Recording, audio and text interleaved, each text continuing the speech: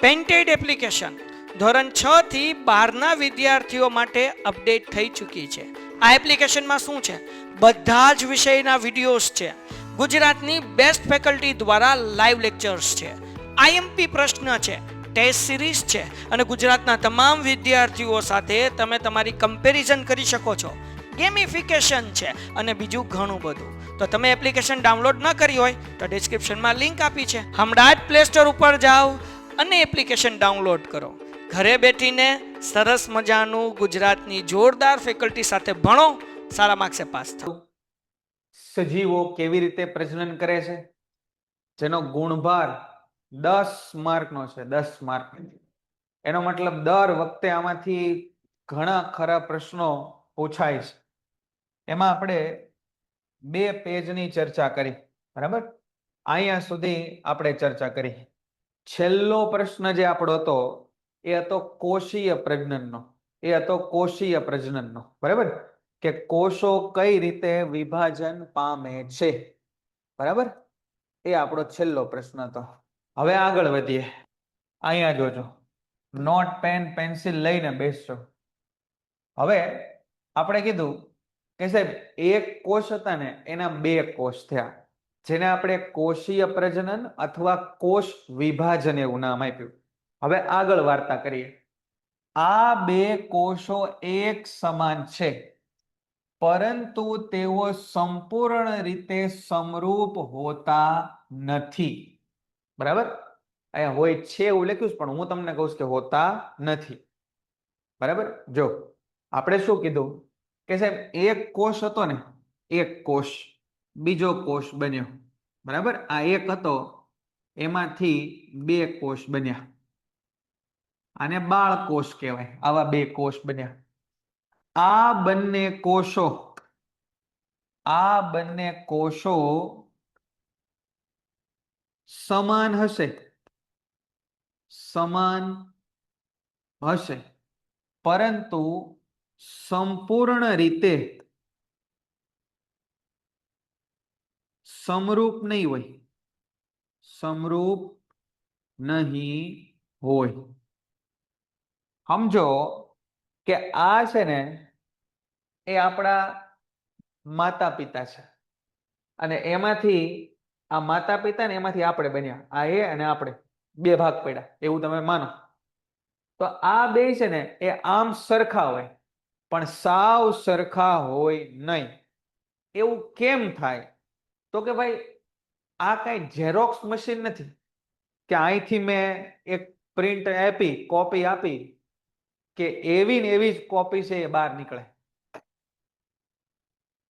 કોષોનું વિભાજન થવાની પ્રક્રિયા એ જૈવ રાસાયણિક પ્રક્રિયા.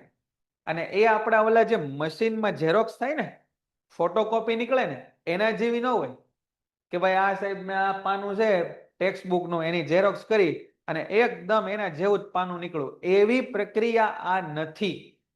એટલા માટે કોષોની જે પ્રતિકૃતિ બને એટલે કે કોપી બને એ સાવ 100% સરખી ન હોય. અહીંયા વાંચો કે કોષો કેટલા એક જેવા હશે, કેટલા સમરૂપ હશે. આ પ્રશ્નનો જવાબ તે વાત પર નિર્ભર કરે છે કે પ્રતિકૃતિની પ્રક્રિયાઓ કેટલી ચોકસાઈથી સંપાદિત થાય છે. જેટલી વધુ ચોકસાઈથી કોપી થઈ હશે એટલા બંને કોષ સરખા દેખાતા હશે. કોઈ પણ આ બહુ અગત્યનું વિધાન, કોઈ પણ જૈવ રાસાયણિક પ્રક્રિયા સંપૂર્ણપણે વિશ્વસનીય હોતી નથી. ઘણીવાર તમારા મમ્મી પપ્પા તમને કહે કે ભાઈ તારી મોટી બેન જો કે તારો મોટો ભાઈ જો, એ તો કેટલો હોશિયાર છે, કેવો ભણે છે, તું તો કાંઈ ભણતો નથી. વાત સાચી કે બે ભાઈઓ છે એટલે સમાન હોવા જોઈએ, પણ સાવ સમાન હશે નહીં. કેમ?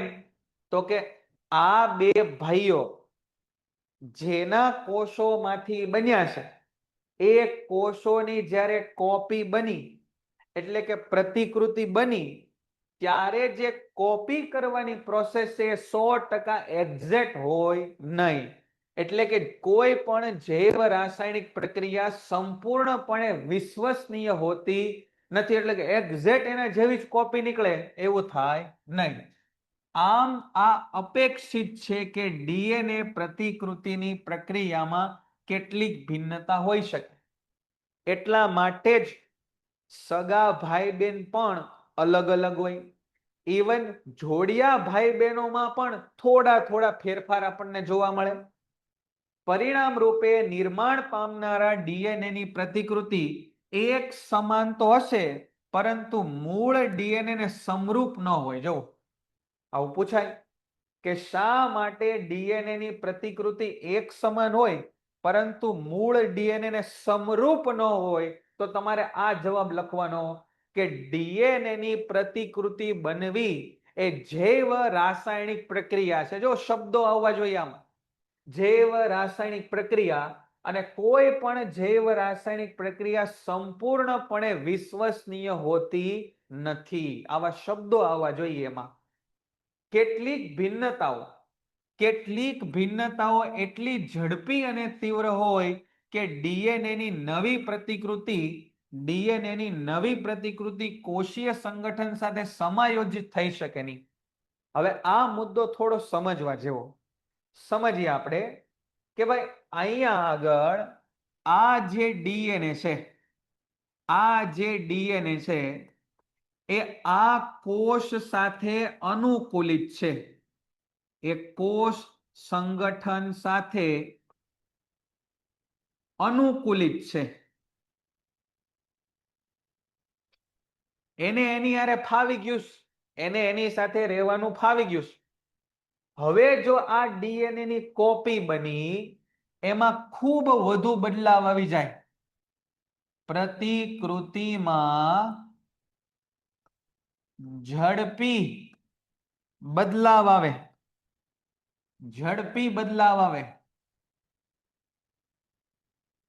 તો તે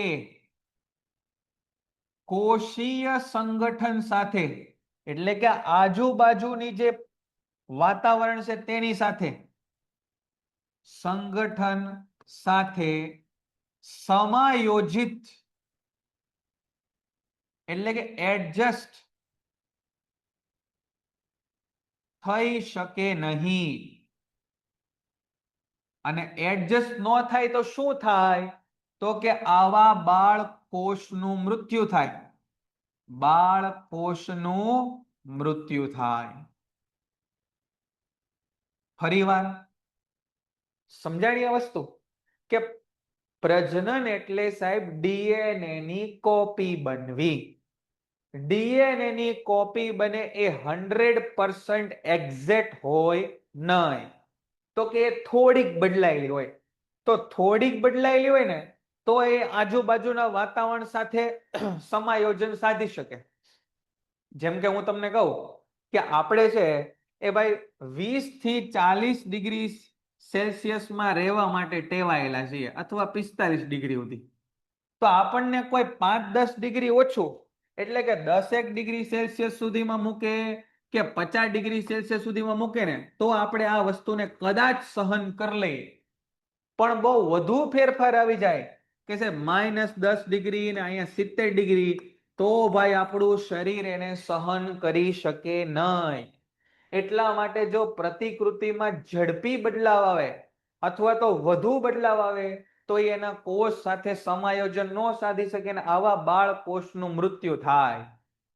બોલો, આ જે વાત કરીએ તમને સમજાણી બેટા? ખ્યાલ આવ્યો? અહીં સુધી બધાને ક્લિયર થાય છે? બહુ સમજવા જેવો છે કે સાહેબ આપણું શરીર બન્યું એ આપણા મા બાપ માંથી બન્યું. ત્યારે જે કોષોના વિભાજન થયા ત્યારે ડીએનએ ની કોપી થઈ. પણ આ કોપી સાહેબ કઈ ઝેરોક્સ મશીન નથી. સમજો સ્નેહલબેન, આફરીન, સમજો બેટા. એકદમ ટૂંકમાં હું તમને કહું કે ભાઈ આપણે જે બન્યા છીએ, સમજો કે આ એક કોષ આ એક કોષ, એમાંથી નવો કોષ બનાવવો છે, નવો કોષ બનાવવો છે, બરાબર? તો આ નવો કોષ છે ને એ 100% સરખો કોપી નો થાય, કોપી ન થાય, સરખો કોપી નો થાય 100%, એમાં કંઈક ફેરફાર આવે, બરાબર? પ્રજનનનું મૂળભૂત કામ શું છે?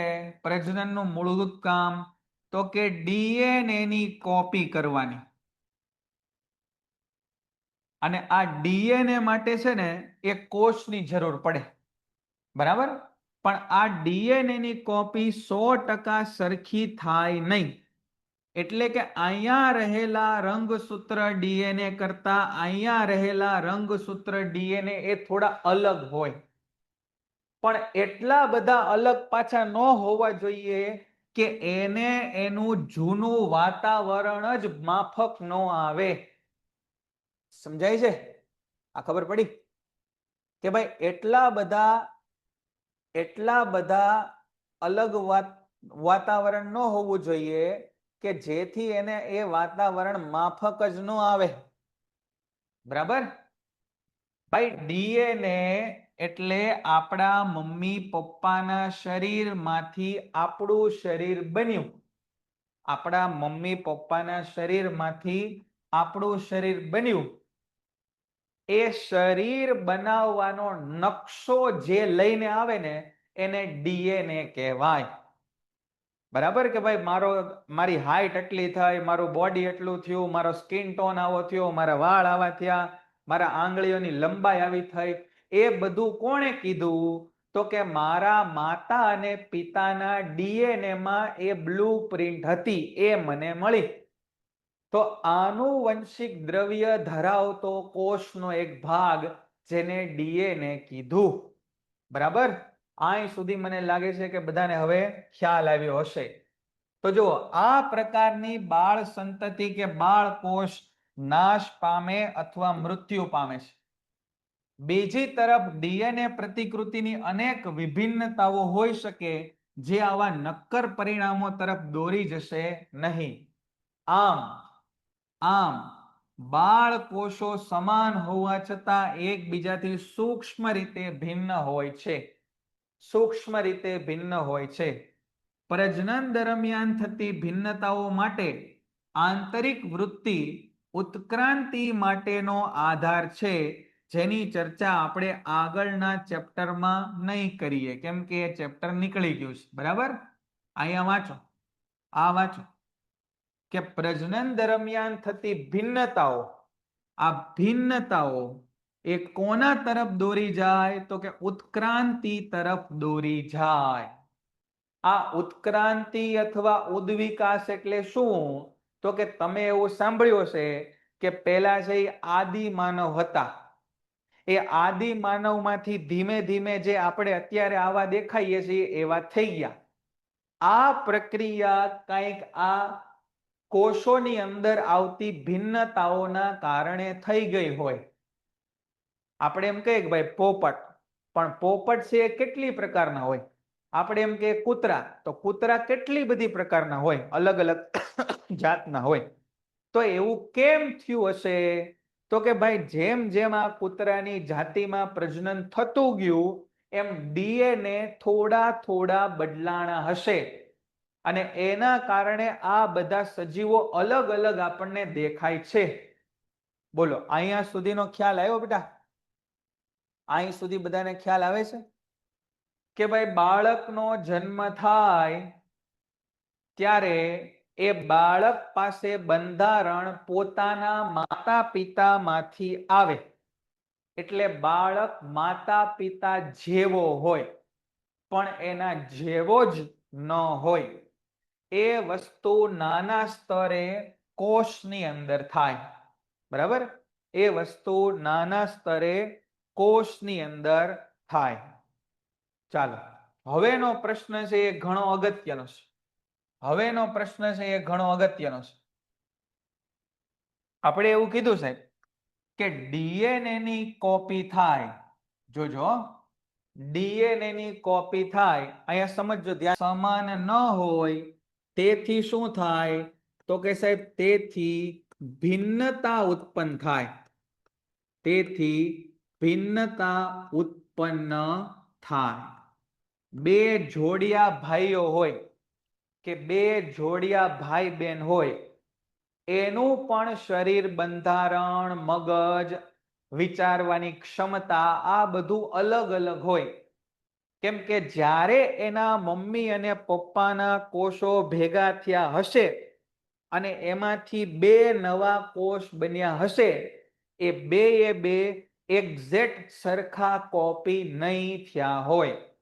તો હવે પ્રશ્ન એ છે કે આ ભિન્નતા ઉત્પન્ન થઈ, અલગ બન્યા, એને આપણે કીધું ભિન્નતા.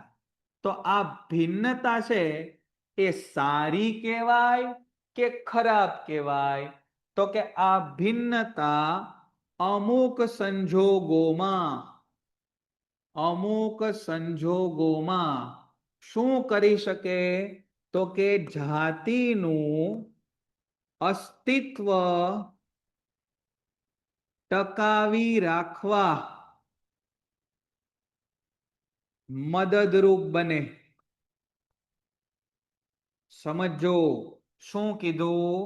તો કે ભાઈ આ બે, એક દંપતી, એનું બાળક, પણ એ થોડુંક અલગ, એના પાછા લગ્ન થયા, એનું બાળક એ થોડુંક અલગ. તો આ અલગ આવ્યું એ સારું કે ખરાબ? તો કહેશે કે ભાઈ સારું.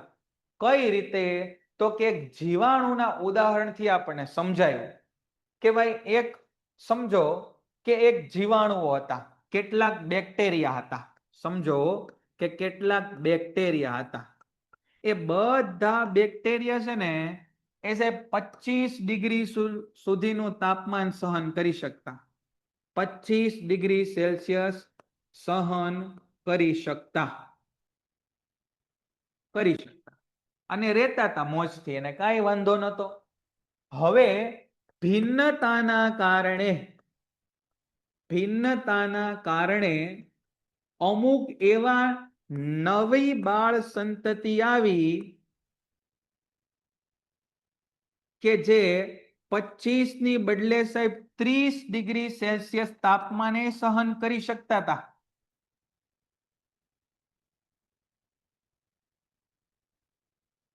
હવે થયું શું?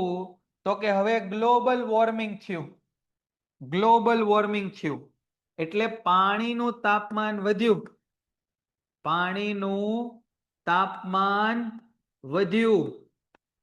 કેટલું થઈ ગયું? તો કે ધારો કે 27 ડિગ્રી સેલ્સિયસ થઈ ગયું. તો ભાઈ આ 25 ડિગ્રી સહન કરવાની કેપેસિટી વાળા બધા બેક્ટેરિયા તો મરી જાય, પણ આ 30 ડિગ્રી સેલ્સિયસ સહન કરવા વાળા બેક્ટેરિયા જીવી જશે. અને એ થોડાક બેક્ટેરિયા જો જીવશે તો જાતિનું અસ્તિત્વ ટકશે. તો જાતિનું અસ્તિત્વ, તેથી આ જાતિનું અસ્તિત્વ ટકશે.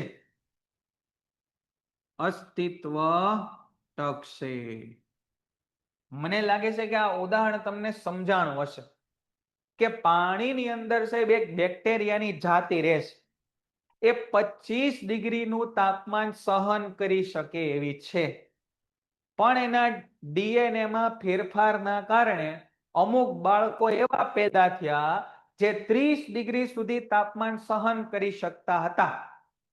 હવે બધા પાણીનું તાપમાન વધી ગયું ગ્લોબલ વોર્મિંગ, પ્રદૂષણના કારણે, અને તાપમાન થઈ ગયું તળાવનું 27 ડિગ્રી સેલ્સિયસ. તળાવનું તાપમાન થઈ ગયું 27 ડિગ્રી સેલ્સિયસ. તો 25 ડિગ્રી વાળા તો બધા મરી જાય, પણ 30 ડિગ્રી સહન કરવા વાળા જીવતા રહેશે, અને જેના કારણે આ બેક્ટેરિયાનું અસ્તિત્વ જળવાઈ રહેશે, નહીતર એનું અસ્તિત્વ નેસ્ત નાબૂદ થઈ જાય. તો એનો મતલબ ભિન્નતા જાતિનું અસ્તિત્વ ટકાવી રાખવા માટે જરૂરી છે. બોલો, આ સમજાણું જે મેં વાર્તા કીધી કે નો ખ્યાલ આવ્યો? આ પ્રશ્ન પૂછાણો છે ઘણી વખત બોર્ડમાં. પૂછાણો છે.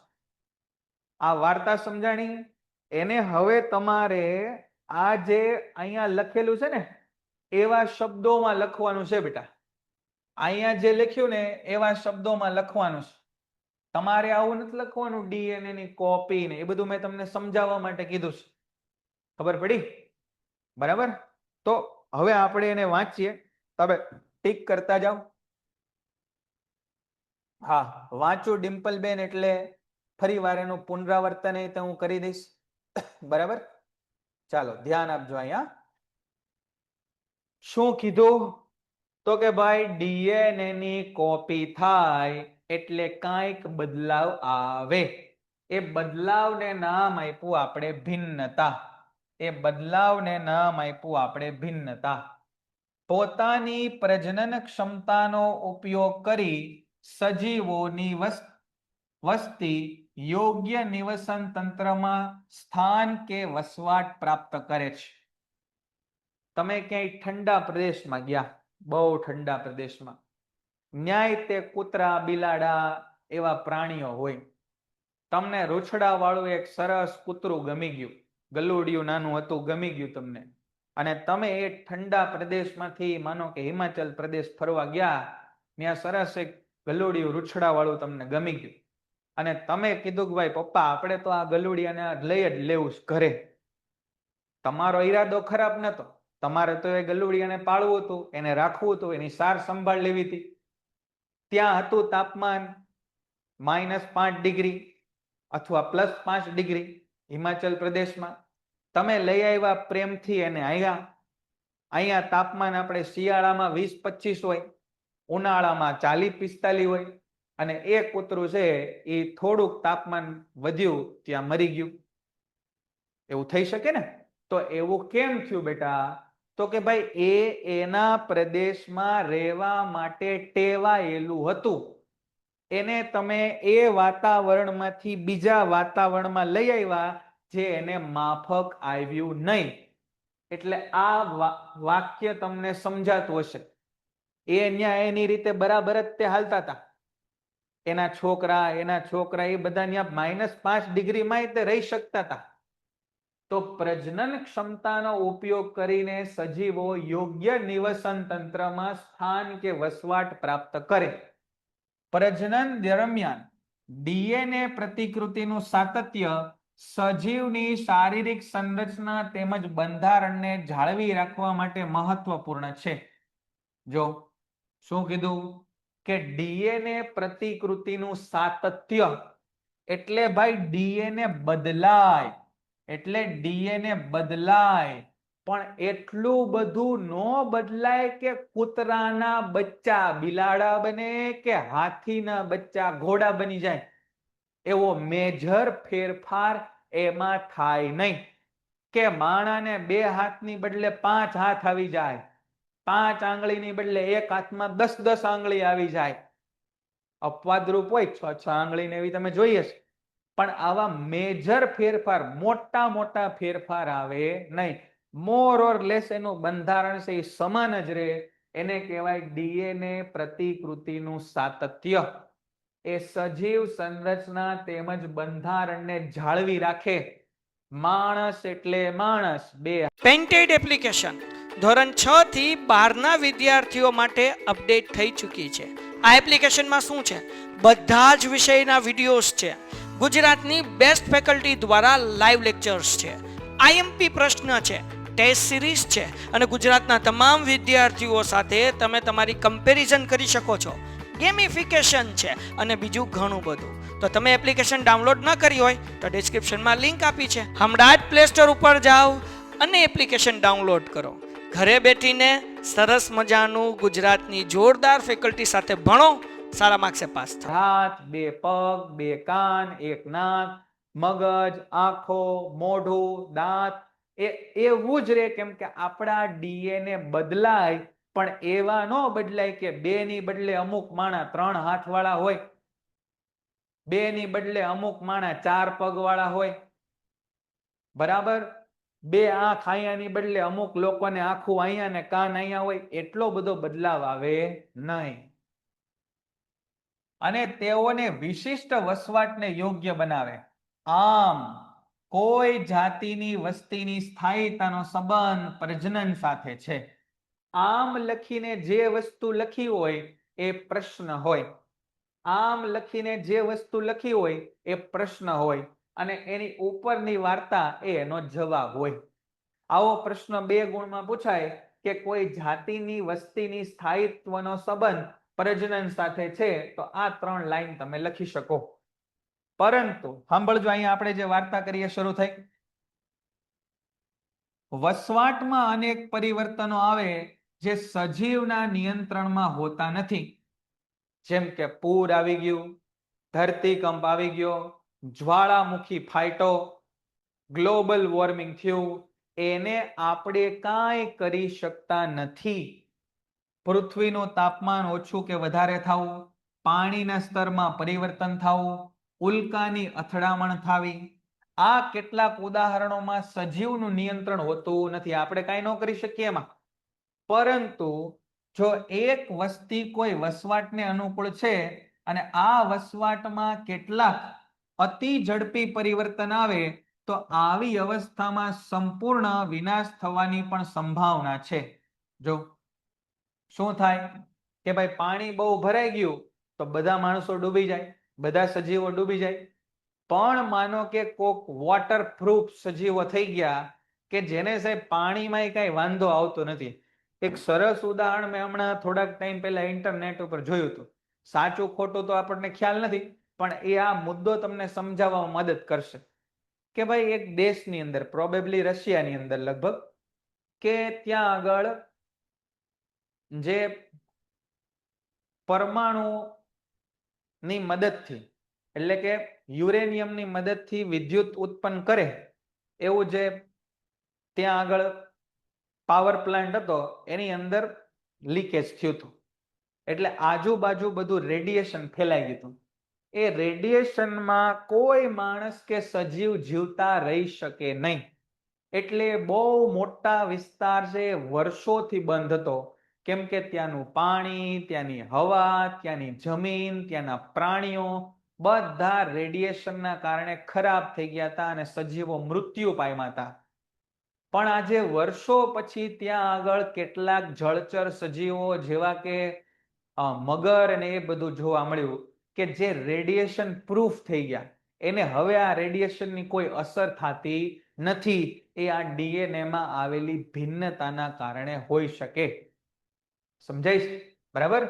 તો જો તેમ છતાં જો વસ્તીમાં થોડા સજીવો ભિન્નતા આવેલા હશે તો તેના જીવતા રહેવાની કેટલીક સંભાવના ધરાવે છે. જો હું કીધું કે ભાઈ પાણીનું તાપમાન વધ્યું તો બેક્ટેરિયા કાંઈ કરી શકે નહીં. પણ કેટલાક બેક્ટેરિયા જો એવા પેદા થઈ ગયા હોય કે જે વધુ તાપમાન સહન કરી શકે તો એ જીવી જાય. બાકીના બધા ભલે મરી જાય પણ આ જીવશે અને એનું અસ્તિત્વ ટકી રહેશે. જો અહીંયા ઉદાહરણ લખ્યું, આમ શીતોષ્ણ પાણીમાં મળી આવનારા જીવાણુઓની વસ્તી હોય અને વૈશ્વિક ઉષ્મીકરણ એટલે ગ્લોબલ વોર્મિંગના કારણે પાણીનું તાપમાન વધે તો મોટા ભાગના જીવાણુઓ તો નાશ થાય, પરંતુ કેટલાક તાપમાન પ્રતિરોધ ક્ષમતા ધરાવનારા, જો આવા શબ્દો યાદ રાખવાના છે, તાપમાન પ્રતિરોધ ક્ષમતા ધરાવનારા જીવિત રહી જાય અને વૃદ્ધિ કરી શકશે. આમ સમયાંતરે જાતિઓના અસ્તિત્વ માટે ભિન્નતા ઉપયોગી છે. જો જાતિનું અસ્તિત્વ ટકાવી રાખવા માટે ભિન્નતા ઉપયોગી છે. સરસ એક આપણે ચેર્નોબિલનું ઉદાહરણ તમને મેં કીધું કે આ ન્યુક્લિયર પાવર સ્ટેશનમાં જે બ્લાસ્ટ થયો એને રેડિયેશન ફેલાણું, તો રેડિયેશનમાં સજીવોએ અનુકૂલન સાધી લીધું. બોલો, અહીં સુધીનું ક્લિયર છે બેટા? અહીં સુધીનો ખ્યાલ આવ્યો? આ પ્રશ્ન બોર્ડમાં ઘણી વખત પૂછાણો છે. આ પ્રશ્ન છે એ બોર્ડમાં ઘણી વાર પૂછાણો છે. બરાબર? તો અહીં સુધી ખ્યાલ આવી ગયો બધાને? એકદમ ધીમે ધીમે આપણે ઉદાહરણ લઈને એક એક ટોપિકની ચર્ચા કરીએ છીએ. બરાબર? ચાલો ત્યારે આગળ વધીએ. હવે આવી જઈએ આપણે પેજ નંબર 115 ઉપર આવી જઈએ. 115 ઉપર હવે ધીરે ધીરે આપણો ટોપિક છે શરૂ થાય છે. હવે ધીરે ધીરે આપણો ટોપિક છે શરૂ થાય છે. બરાબર? હા, બધામાં આપણે આઈએમપી આપશું. બરાબર? પણ આપણે પેલા બધું સમજવું તો પડશે, બરાબર? ચાલો, સમજવું તો આપણે પડશે બધું. ચાલો જલ્દી. એકલ સજીવો દ્વારા ઉપયોગમાં લેવામાં આવતી પ્રજનન પદ્ધતિઓ. જો એકલ સજીવો, એકલા કોઈ બાળક પેદા કરવું છે તો એમાં માતા અને પિતા બે જોશે, અથવા માતા અને પિતા બંનેના પ્રજનન કોષો જોશે. પણ કેટલાક સજીવો એવા છે જે પોતે એકલા બાળ સંતતિ ઉત્પન્ન કરી શકે, જેને આપણે કીધું એકલ સજીવો દ્વારા ઉપયોગમાં લેવામાં આવતી પદ્ધતિઓ. અહીંયા આગળ એક પ્રવૃત્તિ આપીશ, એમાં કીધું કે થોડું પાણી લઈ લ્યો, પાણીમાં થોડી ખાંડ નાખી દો, એમાંથી ખાંડનું થોડુંક દ્રાવણ લઈ લ્યો અને ચપટી ભરીને યીસ્ટનો પાવડર નાખો. આ યીસ્ટનો પાવડર એ કદાચ તમે જોયો હોય, કદાચ તમે ન જોયો હોય, પણ ખાધો તો બધાએ હશે જ તે. એટલે કે આડકતરી રીતે આપણે જે કાંઈ ભાઈ બ્રેડ, પાવ, પીઝા, બર્ગર આવી જે કાંઈ પણ વસ્તુઓ ખાઈએ છીએ એમાં આથવણ માટે યીસ્ટનો ઉપયોગ કરવામાં આવે, જે એક કોષી ફૂગ છે, જે એક કોષી ફૂગ છે, બરાબર? તો આવા ખાંડવાળા પાણીમાં તમે યીસ્ટ નાખી દો, પછી એને ઢાંકીને કંઈક હૂંફાળી જગ્યાએ મૂકી દો, તો એની અંદર તમને એનું કદ વધેલું જણાશે અને એની સંખ્યામાં વધારો થયેલો જોવા મળશે. હવે ભાઈ યીસ્ટ હોય ને એ નાના નાના હોય, એટલે આમ તમે માનો કે ચપટી ભરીને યીસ્ટ નાખ્યા તો એ તમને 4 ચપટી થઈ ગયા હોય એમ દેખાશે, પણ એક એક સિંગલ સિંગલ યીસ્ટ તમને દેખાય નહીં. એના માટે આપણે એને માઇક્રોસ્કોપમાં જોવા પડે. હવે શું કહે છે કે કસનળીના મુખને રૂથી ઢાંકીને ગરમ જગ્યાએ રાખો, કસનળીમાંથી યીસ્ટ સંવર્ધિત દ્રાવણમાંથી એક ટીપું સ્લાઇડ ઉપર લઈ તેને કવર સ્લિપ વડે ઢાંકી અને માઇક્રોસ્કોપથી તેનું પરીક્ષણ કરો. તો તમને શું દેખાય છે?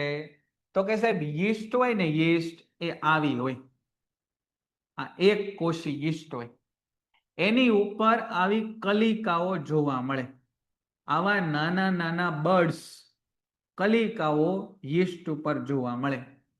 આ એક મોટો યીસ્ટ પિતૃ, એમાંથી આવા નાના નાના ઘણા બધા યીસ્ટ છૂટા પડે, આને કહેવાય બાળ સજીવો, બરાબર? આમ કળી કેમ ખીલી હોય એ રીતે આમ કળી નીકળે એટલે આને કલિકા સર્જન કહેવાય, બરાબર? તો આવું આપણને જોવા મળે. પછી જો એક બ્રેડનો ટુકડો લ્યો, આ બ્રેડના ટુકડાને પલાળી અને ભેજવાળા અંધકારવાળા સ્થાન ઉપર મૂકો અને તમે એને માઇક્રોસ્કોપ અથવા બિલોરી કાચથી જુઓ, તો તમે જોયું હશે કે બ્રેડ થોડોક વખત પડી રહે ને ભાઈ, બ્રેડ થોડોક વખત પડી રહે ને એટલે એની અંદર ફૂગ લાગી જાય, એના અંદર ફૂગ થઈ જાય, બરાબર? ઉપર તમને આમ રૂ જેવું દેખાય, ઘણીવાર એ સફેદ હોય, ઘણીવાર અલગ અલગ રંગનો હોય. તો આ રાઇઝોપસ નામની ફૂગ એના ઉપર થઈ જાય, આ ફૂગ જોવા મળે.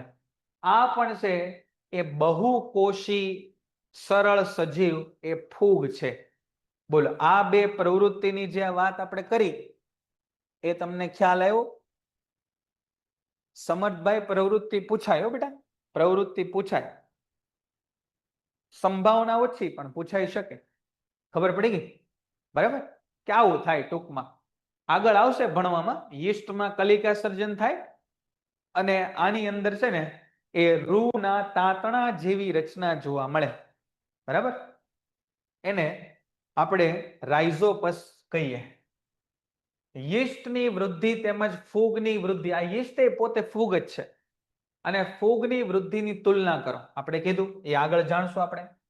પ્રજનન કયા સંદર્ભમાં કાર્ય કરે તેની ચર્ચા પછી આપણે જાણીએ કે વિવિધ સજીવો કઈ રીતે પ્રજનન કરે, બરાબર?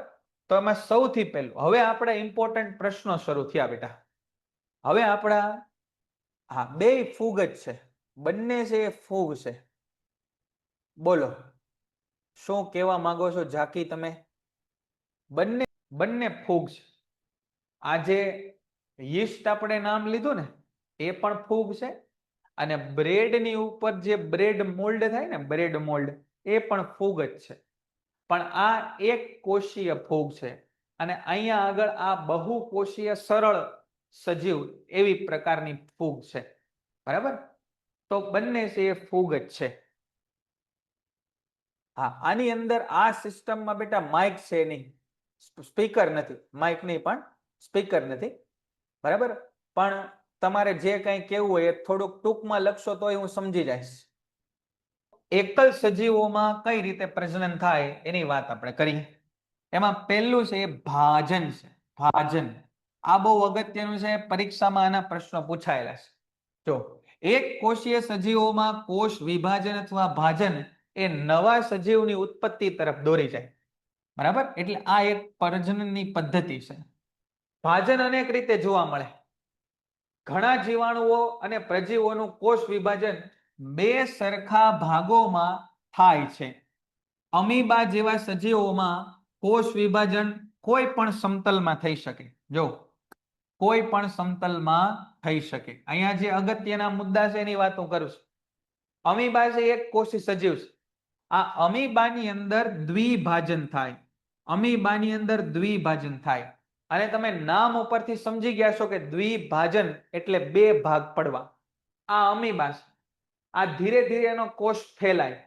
આ કોષ ફેલાય એટલે અહીંયા આગળ કોષ કેન્દ્રનું વિભાજન થાય. કોષ કેન્દ્રનું વિભાજન થાય.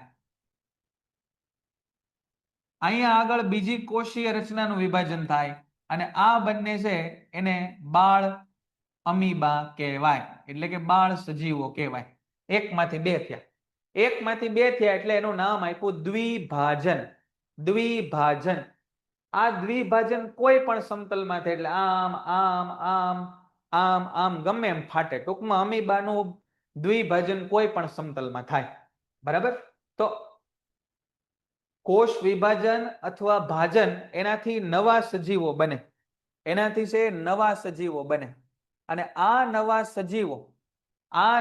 સજીવો એ આમાં પ્રજનનનું કામ કરે. ટૂંકમાં પ્રજનન એ રીતે થાય જેમ કેમ માણસની અંદર છે એ બાળ સજીવનો જન્મ થાય, એમાં ઘણો સમય લાગે. આ અમીબાને એવું કાંઈ ન હોય, હાલતા ચાલતા આમ ફાટી જાય તો બે અમીબા બની જાય, અને કહેવાય બાળકોષો. અને આ કોઈ પણ સમતલમાં થાય. એની સામે અહીંયા આગળ બીજું ઉદાહરણ જુઓ. કેટલાક એક કોષીય સજીવની શારીરિક સંરચના વધારે સંગઠિત થયેલી હોય. વધારે સંગઠિત થયેલી રચના એટલે આનો કેવો હોય, આકાર ગમે હોય, અમીબાનો આકાર ગમે હોય, પણ આ છે એ કાલા અઝર રોગના રોગકારક જીવાણુ લેશમાનિયા છે. યાદ રાખજો, અહીંયા જો લખ્યું છે કાલા અઝરના રોગકારક જીવ લેશમાનિયા. આ લેશમાનિયાનો આકાર છે ને આવો હોય. જો આ લેશમાનિયો આવો હોય. પેલા તો આવો આમ હોય, વચ્ચે એનું કોષ કેન્દ્ર હોય, અને અહીંયા આવી ચાબુક જેવી રચના હોય. આ લેશમાનિયો આવો હોય. આ લેશમાનિયાનું પેલા ચાબુક નીકળે, પછી અહીંયા આવી બે આંખ્યું જેવું થાય, પછી એના બે કોષ કેન્દ્ર છૂટા પડે, એ કોષ કેન્દ્ર વધુ છૂટા પડે, અને એનું શરીર છે ને એ આ રીતે જ અલગ પડે. આમ એનું આમ કે એમ કોઈ રીતે અલગ પડે નહીં. ટૂંકમાં આ આમ જ અલગ પડે. આમ આ કોઈ પણ રીતે આમ આમ આમ બધી રીતે થઈ શકે. તો એ કોઈ પણ સમતલમાં કહેવાય. અને અહીંયા આગળ છે આ જે રચના આપણે કીધી, અહીંયા આગળ જે વાત કરી, આ સજીવોમાં દ્વિભાજન એક નિયત આયામમાં જ થાય છે. એટલે કે આ રીતે થાય. બરાબર? ફરીવાર, ભાજન એટલે સજીવોમાં કોષ વિભાજન, અને કોષ વિભાજન દ્વારા નવા સજીવો બનવા. એમાં આપણે બે ઉદાહરણ જોયા. એમાં પહેલું છે એક કોષી સજીવ અમીબા છે, જેનો આકાર નિશ્ચિત ન હોય, અને એનું દ્વિભાજન કોઈ પણ સમતલમાં થાય. એની સિવાય બીજું આપણને જોવા મળ્યું કાલા અઝરનો રોગકારક લેશમાનિયા નામનો આ જીવ. એનું સ્ટ્રક્ચર આવું હોય જેમાં ચાબુક જેવી રચના હોય, અને એ નિશ્ચિત સમતલમાં જ તે કોષ વિભાજન પામે, અને એ આ રીતે બે સજીવો નવા સજીવો બને. તો આ ભાજન અને ભાજનનો એક ભાગ એટલે દ્વિભાજન. આ દ્વિભાજન આ બેમાં જોવા મળે. એમાં એક જ તફાવત છે કે આ કોઈ પણ સમતલમાં હોય અને આ એક નિશ્ચિત સમતલમાં હોય. આ પ્રશ્નો હવે અહીંયાથી આપણા ઇમ્પોર્ટન્ટ પ્રશ્નો શરૂ થયા છે. આની પહેલાના હતા એ બધા થોડાક અઘરા હતા, સમજવામાં થોડાક અઘરા હતા. હવેના પ્રશ્નો સમજવામાં પ્રમાણમાં સહેલા અને પરીક્ષામાં પૂછાવાની સંભાવના વધારે. બોલો, આ બે ઉદાહરણ બધાને સમજાઈ ગયા? અહીંયા સુધી ક્લિયર છે? આ અમીબા અને લેશમાનિયામાં દ્વિભાજન ક્લિયર છે? ઓકે, સરસ. તો આપણે અહીંયા સુધીનું કામ અત્યારે છે એ રાખીએ. આગળ આવશે, બરાબર? પેરામીશિયમ આ તે બધા ઉદાહરણો છે એ આગળ આપણે જોશું, બરાબર? પ્લાઝ્મોડિયમ છે, બરાબર? એ બધા ઉદાહરણો થોડા થોડા આપણે આગળ જોશું. તો આટલું કામ આપણે રાખીએ. ઘરકામની અંદર જેટલું પણ આજે આપણે કરેલું છે, જેટલું પણ આજે આપણે કર્યું છે એને એક એક વાર શાંતિથી પુસ્તકમાંથી જોઈને અથવા સાહિત્યમાંથી જોઈને લખવાનું છે, બરાબર? જોઈને લખવાનું છે. આટલું કામ કરવાનું છે. નિયત સમતલ એટલે ફિક્સ. નિયત એટલે ફિક્સ બેટા. નિયત સમતલ એટલે ફિક્સ, કે આવી જ રીતે આમ જ, પછી આમ કે આમ કે આમ, એમ નહીં. અહીંથી બે ભાગ પડે કેવું નહીં, ફિક્સ. નિયતનો મતલબ થાય ફિક્સ, ચોક્કસ રીતે, ફિક્સ રીતે, એને કહેવાય નિયત, બરાબર? આ આઈએમપી પ્રશ્નો હું બોલતો ગયો બેટા. આ પહેલા બે પ્રશ્નો ફૂલ આઈએમપી. આ પહેલા બે જે ભણ્યા ને બેટા એ બહુ આઈએમપી પ્રશ્નો છે, બરાબર? ચાલો. ભિન્નતા એટલે અલગ અલગ. હસ્મિતાબેન, ભિન્નતા એટલે અલગ અલગ, બરાબર? તો આટલું કામ આપણે રાખીએ. 2 ગુણમાં પૂછાય બેટા, બરાબર? આ પ્રશ્નો 2 ગુણમાં પૂછાય. આ જે પ્રશ્નો જોયા ને 2 ગુણમાં પૂછાય, 2 ગુણમાં, બરાબર? કુલ ચેપ્ટર 10 ગુણમાં પૂછાવાનું છે પરીક્ષામાં. તો આટલું કામ આપણે અહીંયા રાખીએ, બરાબર? ગુડ નાઇટ, જય Hind, all the best. Painted application ધોરણ 6 થી 12ના વિદ્યાર્થીઓ માટે અપડેટ થઈ ચૂકી છે. આ એપ્લિકેશનમાં શું છે? બધા જ વિષયના વિડીયોઝ છે. ગુજરાતની બેસ્ટ ફેકલ્ટી દ્વારા લાઈવ લેક્ચર્સ છે, આઈએમપી પ્રશ્ન છે, ટેસ્ટ સિરીઝ છે અને ગુજરાતના તમામ વિદ્યાર્થીઓ સાથે તમે તમારી કમ્પેરિઝન કરી શકો છો. ગેમિફિકેશન છે અને બીજું ઘણું બધું. તો તમે એપ્લિકેશન ડાઉનલોડ ન કરી હોય તો ડિસ્ક્રિપ્શનમાં લિંક આપી છે. હમણાં જ પ્લે સ્ટોર ઉપર જાઓ અને એપ્લિકેશન ડાઉનલોડ કરો. ઘરે બેઠીને સરસ મજાનું ગુજરાતની જોરદાર ફેકલ્ટી સાથે ભણો, સારા માર્ક્સે પાસ થાઓ.